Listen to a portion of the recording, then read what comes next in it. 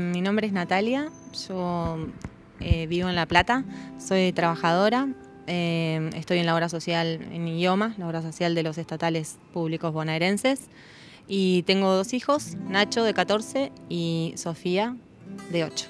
Bueno, me gustaría que cuentes cómo fue todo el proceso con Sofía, con su identidad y demás.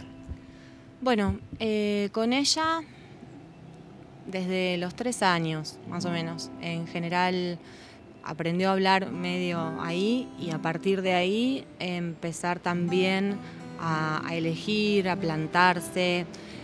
En casa lo tomábamos de manera bastante natural, digo, los colores, los juegos, si bien tiene a su hermano más grande, que siempre estuvo lleno de autitos y de cosas típicamente masculinas. Bueno, ella siempre fue, digamos, se las ingenió para jugar con otras cosas. Lo empezamos a notar más fuertemente con el ingreso a jardín. En el jardín tuve un par de citas con la senio porque no jugaba en el rincón de los nenes. Eso tiene que ver con los roles de género, ¿no? Los roles de género y además que en ese momento iban a un jardín que era una institución católica, que pertenecía a una institución católica. Así que si bien la maestra tuvo buena onda, costó bastante esa etapa por la irrupción y porque era mucho más marcado que en el resto de los establecimientos esta cuestión de los roles de género, ¿no? Las nenas a la cocinita, los varones con los autitos.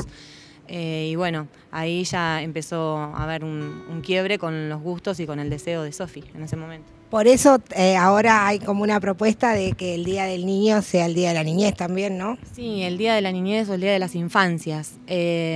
Nosotros, bueno, somos un grupo de papás de todo el país que nos comunicamos, nos fuimos encontrando por WhatsApp desde Jujuy hasta bien el sur y hay ya en Neuquén, por ejemplo, una resolución a través del Ministerio de Educación en donde, bueno, para la provincia de Neuquén, por ejemplo, se va a llamar a partir de ahora Día de las Infancias, el Día del Niño.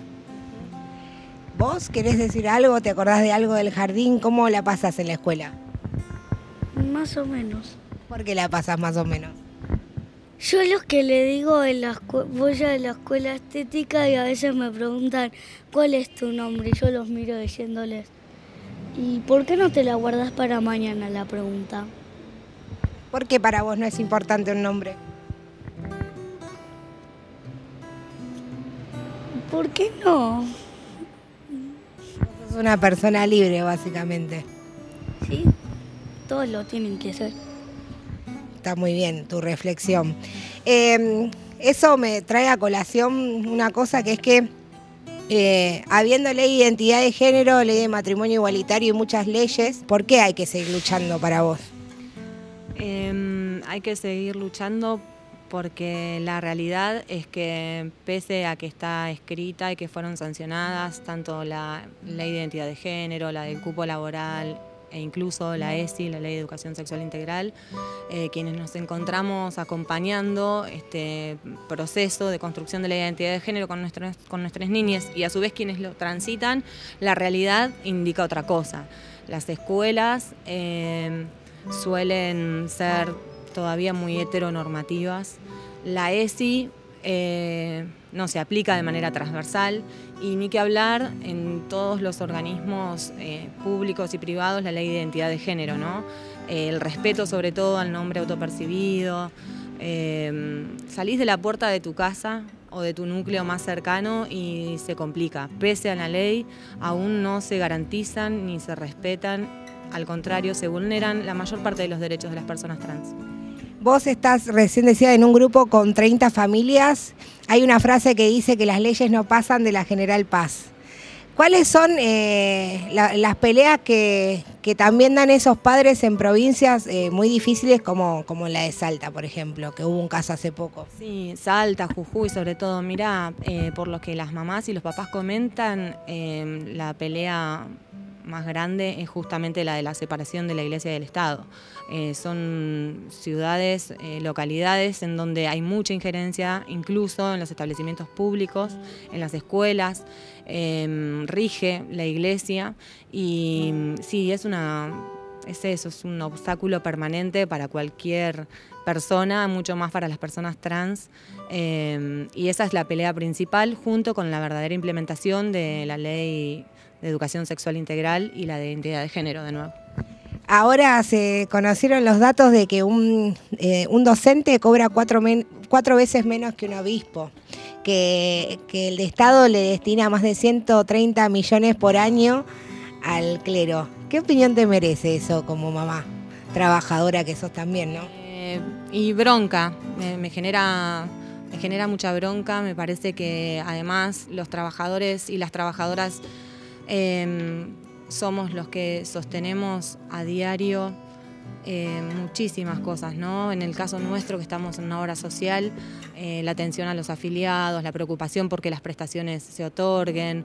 Me parece totalmente injusto una casta de curas que no tienen familia, pero que hablan de familia, que además la mayoría están cada vez más destapados la cuestión de los abusos y de la pedofilia, o sea, la doble moral. Y encima pagos por nosotros, cuando nos dicen que no, por ejemplo, al aborto legal, seguro y gratuito, con toda la injerencia que tuvieron en el Senado, genera mucha bronca. Sí, me parece eso. Nosotros apenas llegamos a subsistir, ahora nos aplicaron el tarifazo en el micro, por ejemplo, y para nosotros que somos trabajadores, que tenemos una familia, yo vivo sola con los pibes y es súper difícil, o sea, me parece que no va. ¿Estuviste siendo parte de lo que fue la Marea Verde, este 13J y el 8, peleando por el aborto legal ya también? Sí, fuimos parte, incluso yo milito en una agrupación que es La Marrón, en ATE, así que estuvimos peleando con las compañeras y los compañeros para que la CTA, en el caso del 8 de agosto, corriera la fecha de sus elecciones, y además hicimos una denuncia porque a una semana del 13J, Cachorro Godoy se reunió con el Papa, con la Vidal, etcétera, dándole la espalda al enorme movimiento de mujeres. Así que sí, vinimos, estuvimos, nos mojamos. Sofía, ¿qué opinás de una mamá que pelea tanto, no solamente por vos, sino por ella? Que está bien, porque todas las mujeres tienen que tener sus derechos. Igual que los hombres, pero los hombres también tienen que bajar un cambio porque a veces las tratan mal y las tratan como si fueran mucamas o las echan de sus casas y se quedan sin trabajo. También se legalice el aborto legal porque ahora, como no se hizo ley, cada año se mueren las mujeres por abortar. Si yo te digo la igualdad ante la ley, no la igualdad ante la vida, que es una frase que repetimos mucho en el diario, pero que nos cuesta explicar. ¿Cómo la explicarías vos desde las agallas, por decirlo de alguna manera?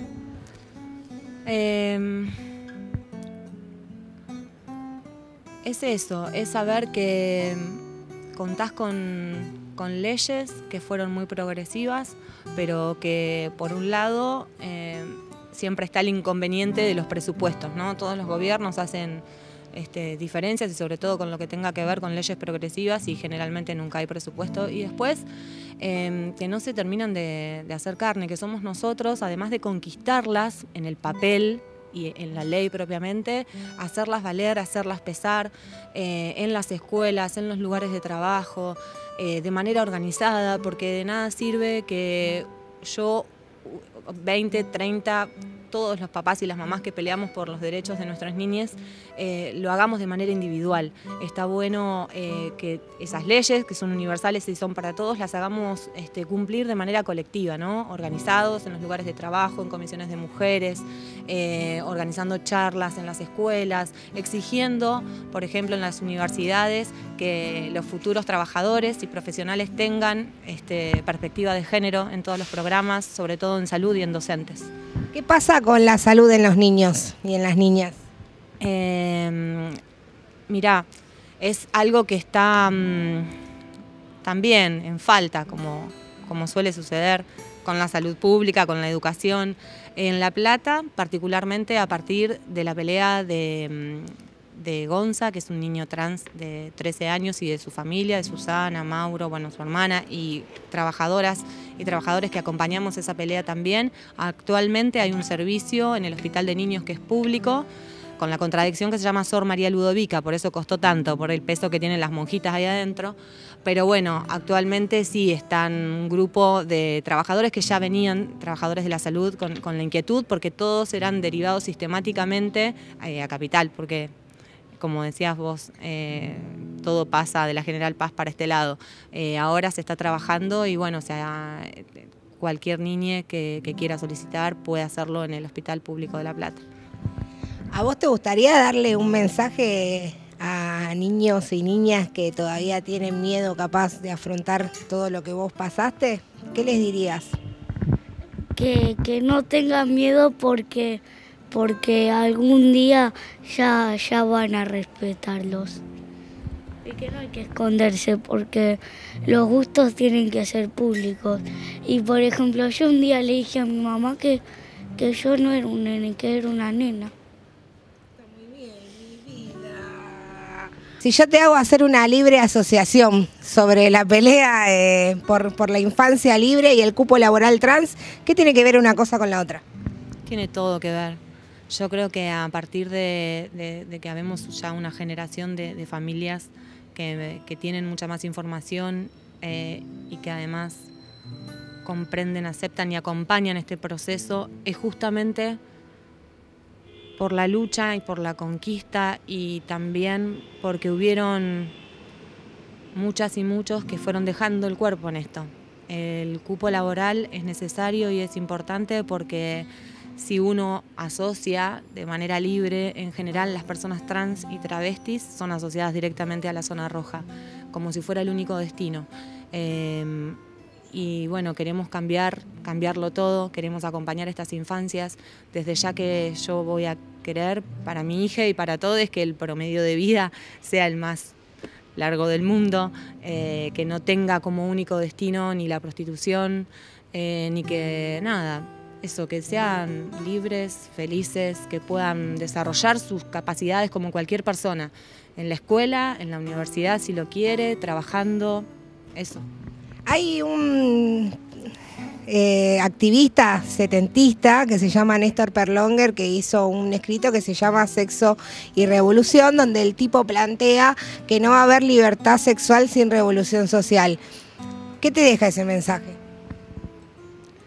Que podemos, eso, ¿no? Justamente lo que vivimos de un tiempo a esta parte, avanzar en leyes súper progresivas, pero eso tiene un límite. Y que si no cambiamos el sistema de raíz, si no terminamos con el capitalismo como forma de opresión y explotación, eso inmediatamente ante, por ejemplo, crisis y sobre todo crisis económicas, retrocede. Entonces tenemos que pelear por esos avances, sí, pero también tenemos que organizarnos para cambiarlo todo, para tener otro sistema.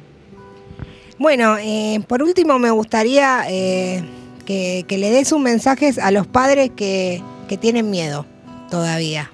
Es un proceso hermoso, complejo, difícil. El miedo, yo creo que cada uno de nosotros como mamás y papás sabemos que es sobre todo justamente por el sistema social en el que estamos inmersos.